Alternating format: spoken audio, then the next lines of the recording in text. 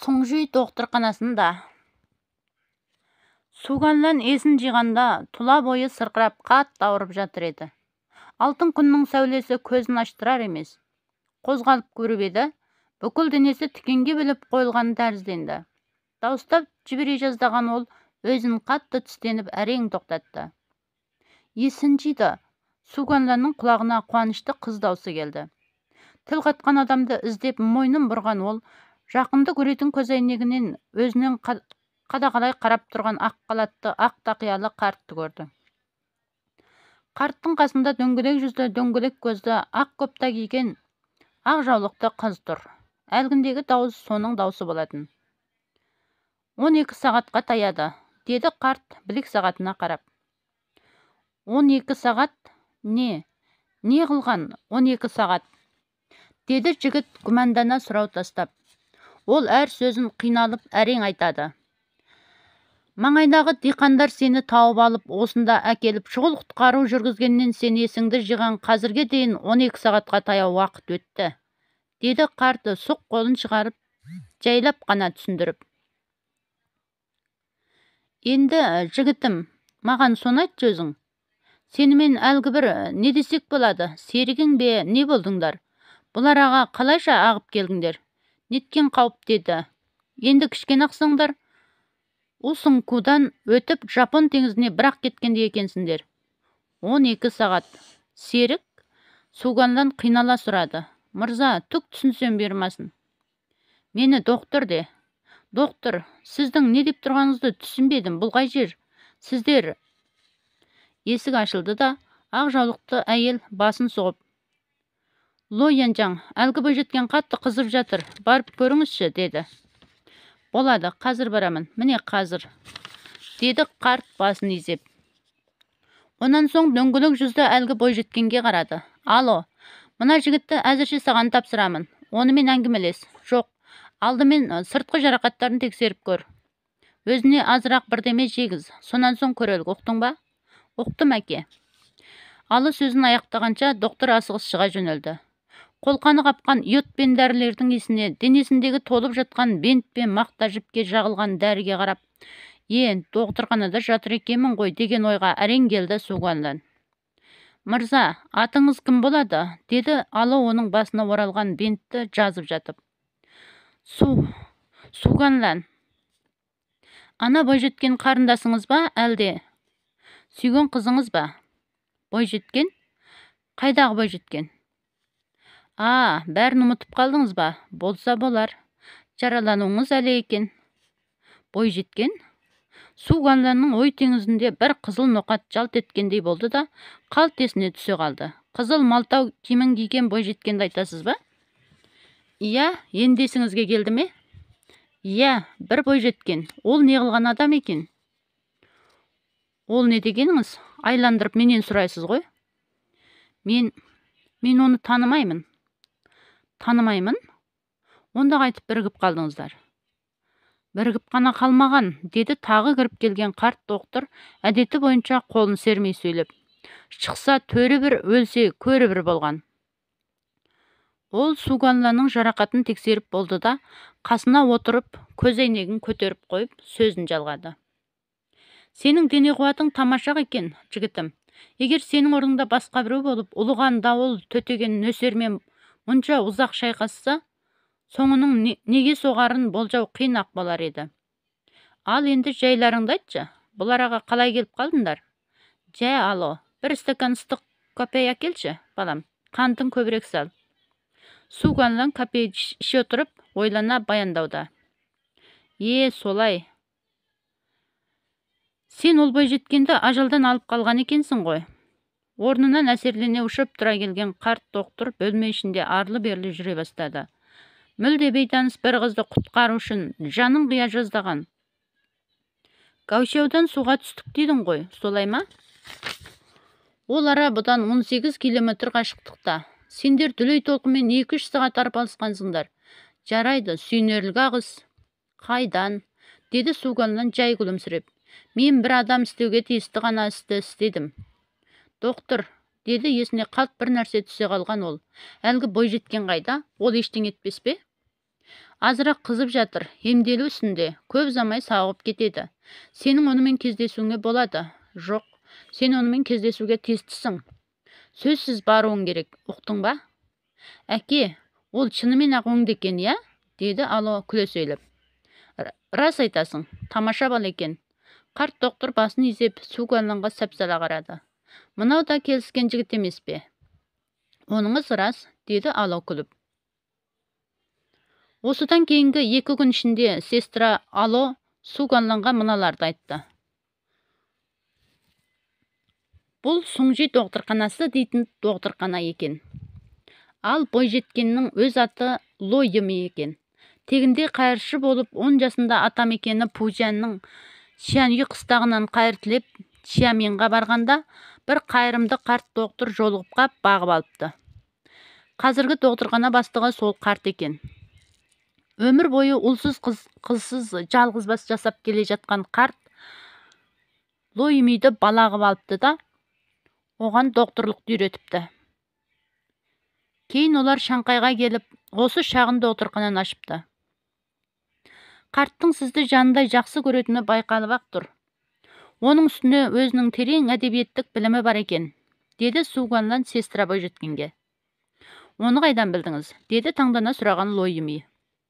Ол кісі сізді Ало дейді екен. Бұл таң қандығы дәуіріндегі дарынды ақын Бәй Жүйедің жалғыз қызының аты, деді Суганлан күлімсірей түсіндіріп. Осының өзі айтып тұрмай ма? Ойпыр-ай, деді қыз таңырқай дауыстап. Ғажап зерек екенсіз. Әкемнің ойлағаны да осы болатын. Бірақ оны жан пендеге аузынан шығарған еместі. Қарт үлкен доктор көрінеді ғой. Несін айтасыз? Жеттік доктор. Онда неге қалаға барып кәсіп қылмайды? Әй, сіз білмейсіз. Ол кісіде өнер бар. Өнерден де тамаша ниет бар. Жапонияның Шентай докторлық техникумында оқып жүрген жас шағында өнерлі доктор болып, жүнгөнің кедей қауымын емдеуге бел байлапты. Елге қайтқаннан кейін талай өлкені аралап жүріп, шалғай қағыс жерлерде докторлық істепті. Дегенмен 20 жылдан бері ол кісі талай кедейді ажалдан арашалай алсам да, жүнгөні емдей алмадым деп ылғи күрсінеді де жүреді. Ол рас, ауруды емдеумен ғана жүнгөні емдеуге болмайды. Дегенмен қарттың бұл жігері мен рухы адамды сүйіндіреді, деді Суганлан толғана түсіп. Рас айтасыз, әкем өзін қиып өзгені құтқаруға құмар адам. Өзін қиып өзгені құтқарған сіз сияқты адамдарды тіпті жақсы көреді. Әне күні түнде маңайдағы диқандар сіздерді тоспаның сыртынан тауып алып, докторханаға әкелгелі, ол кісі сіздерді барын сала құтқарды. Содан бергі 2 күн кірпік айқастырмады десем де болады. Ойнақы мінезді өткір тілді 16 жастағы бұл бойжеткен Суганланды ықылас қоя күтуде. Алуан түрлі жайттерді әйбіттеп таныстыруда. Суганланды қызыл малтау киімін киген бейтаныс бойжеткенмен қоса әңгімелеуге де әуес. Осы тақырып тұсында оның қысыла қылпылдауын мазақ қылып күліп талады. 3-ші күні түстен бұрын докторхана бастығы қарт әдеті бойынша докторхананы аралап келіп, Суганланды тексеріп көрді де, бір саусағын шығарып күлімсіреді. Жігітім, негізінен сауықтың, дегенмен соңғы емдеу де керек. Аздан соң жайнан қағып кіріп келген Ало, аурулар киетін жолақты киімді Суганланға берді де, терезеден тыстағы бақшаға қарап, әкем сізді соңғы емдеумен емдеймін дейді, деді күліп. Өкіл салама? Деп сұрады Суганлан киімін ауыстырып жатып. Ол жағын сұрамай-ақ қойыңыз. Маған еріп жүрсеңіз болғаны, әлі-ақ түсінесіз, деді Ало сықылықтай күліп. Ало Суганланды бір науқастар бөлмесінің есігі алдына ертіп барды да, өзі есікті ақырын ғана ашты. Бөлменің терезесінен тербеліп тұрған ағаш саясы көрінді. Қою жапырақ арасынан түскен жазғы күннің шұғыласы бөлменің өн бойына үлбіреген жасыл торғын жапқандай. Бөлме іші аса жым-жырт. Бұрыштағы ақ төсекте шашын үйірілтіп желкесіне түйген бір бойжеткен ақ мамық жастықта сүйеніп, бар зейінімен кітап оқып жатыр. Чүңже, деді Ало бәсең дауыспен. Қыз басын аз ғана көтеріп, есік жаққа қарады. Қаздың жұмыртқасындай ұзыншалау ақша жүзді, жан тербете жалт-жұлт еткен бота көзді еді ол. Чүңже, мен сізге айта беретін Суганлан осы жігіт, деді Ало көңілдене сөйлеп. Сізді ажалдан арашалаған періштеңіз. Суганлан қос жанарынан қуаныш лебі ескен бойжеткен қолындағы кітабын тастай салып, үстіндегі сарғыш жұқа одеялын қайыра төсектен тұруға ұмтылды. Ало оны тез барып тоса берді. Суганлан екеулі болып босағада тұр. Келіңіз, Суганлан, келіп отырыңыз, деп шақырды Шүңже деген әлгі бойжеткен. Емен жарқын күлімсіреп. Ақша жүзіне әп-сәтте қан ойнап шыға келген ол әдемі көздерін Суганланнан алар емес. Титтейде қысылғандық байқатпайды. Суганлан төсектің алдына келгенде, ол жігіттің қолынан ұстап, төсекке отырыңыз, сонда арамыз жақындай түседі, деді қызу ықыласпен дауыстай сөйлеп. Мен сізбен, сіздің атыңызбен таныспын. Доктор атай мен Ало маған бәрін де айтты. Суганланның қолын қыса ұстаған қыз ағытыла сөйлеп отыр. Мен сізге не деп алғыс айтарымды білмей отырмын. Есімді жебістің мән-жайын білгеннен кейін-ақ сізге барып дидарласқым келіп еді. Амал қанша.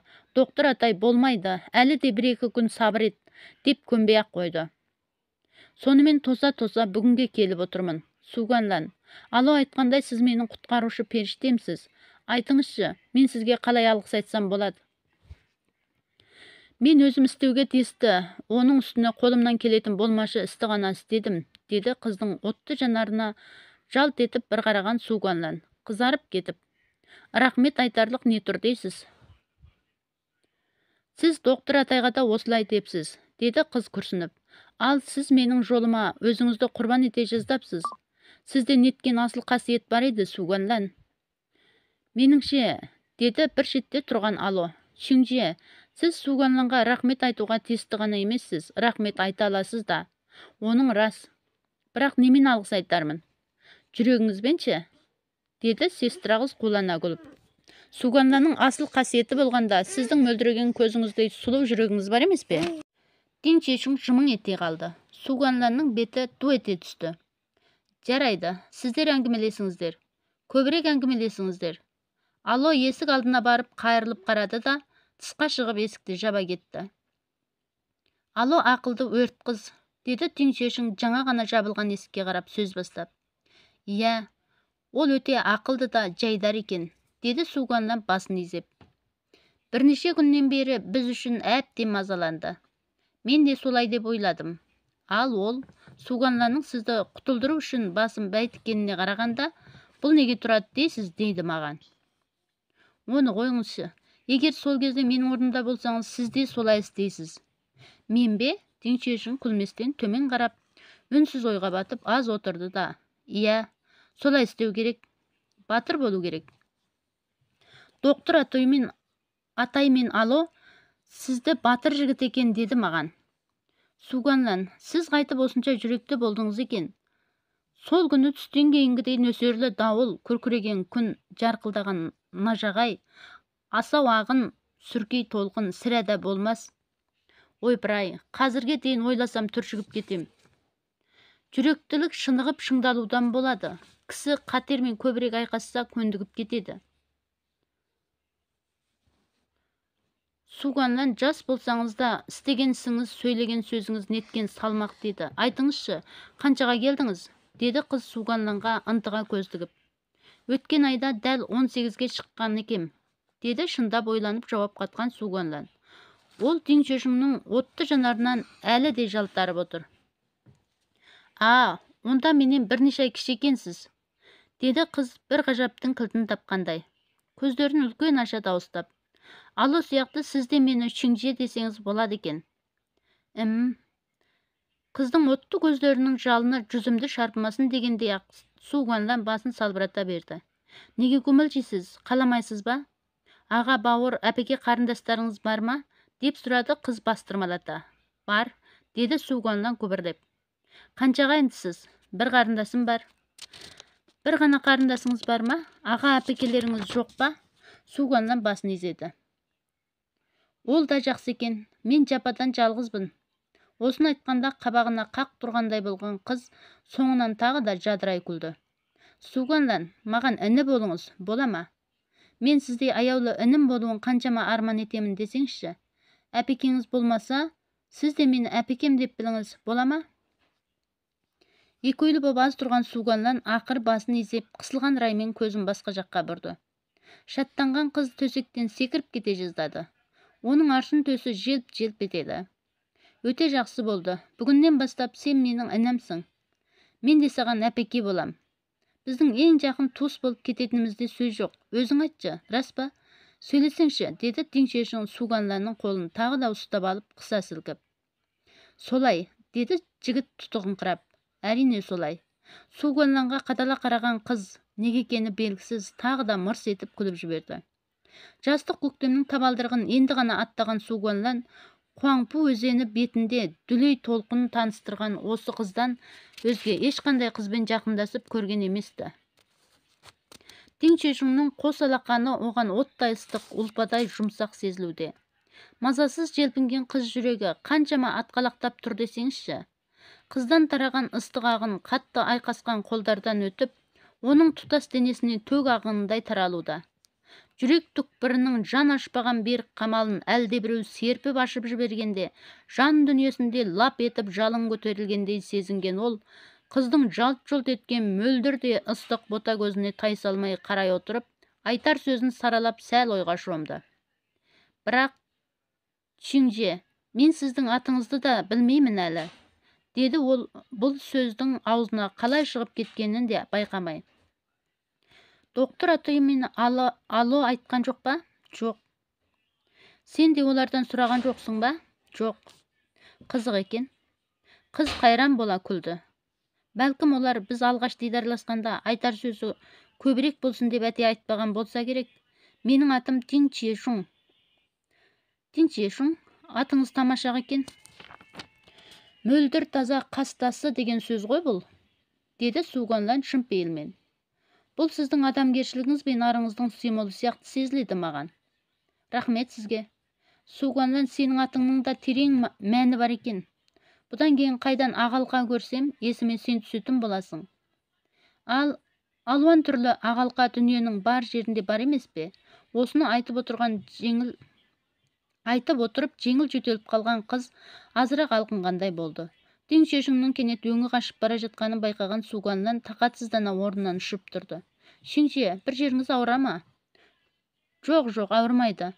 Анау күнгі дауылды нөсердің әсері ғой, сәлден соң оңалып қалам. Сөйтіп отырғанда оның жөтелі тіпті үдеп кетті. Мен доктор атай шақырып келейін, деді есікке беттеген Суганлан. Бармай-ақ қой, Суганлан, деді Динчжешун жалма-жан қолын себелеп.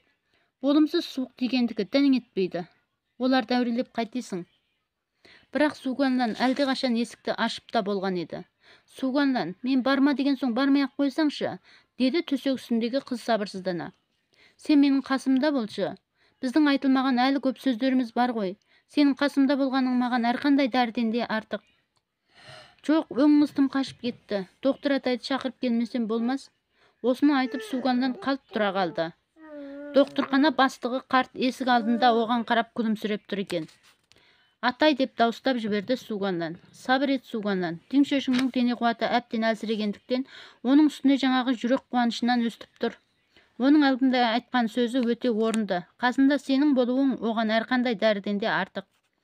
Докторхана бастығы қарт Суганланды иыққа қағып жарқылдай күлді. Мен екеуіңді сол себепті әдейі кездестіріп отырмын. Сіз бәрін естіп алдыңыз ба? Деді Динчжешун еріндерін жымыра жымиып.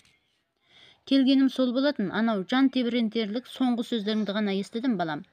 Жарайды, қазір мен сені тексеріп көрейін. Онда мен аздан кейін келейін, деді Суганлан докторхана бастығы қартқа бір, Динчжешунға бір қарап. Тұра бер, деді Динчжешун. Дұрыс, тұра бер, деді қарт доктор қолын бірақ сермеп. Сөйтті де, жоқ, сен барып алоны шақырып кел. Динчжешунның науқас арқыбы мен менің тыңдағышымды ала келсін, деді тағы да. Алоны шақырып қойған Суганлан өзінің бөлмесіне қайтып келді де, екі көзін тарс жұмып керуетте шалқалап ұзақ жатты. Ой дүниесі толқынындай өркештейді. Динчжешунның сұлу да жүдең тартқан әсем жүзі, жалтылдаған бота көз алдынан кетер емес. Ала қызып орнынан тұрған ол терезе алдына барды да, шексіз бұлтсыз аспанға көз жіберіп, ойын жиюға тырысты. Ақыры көңілін орнықтырып бірнеше тал ұйқы дәрісін ішті де, төсекке шығып мең-зең ұйықтап кетті.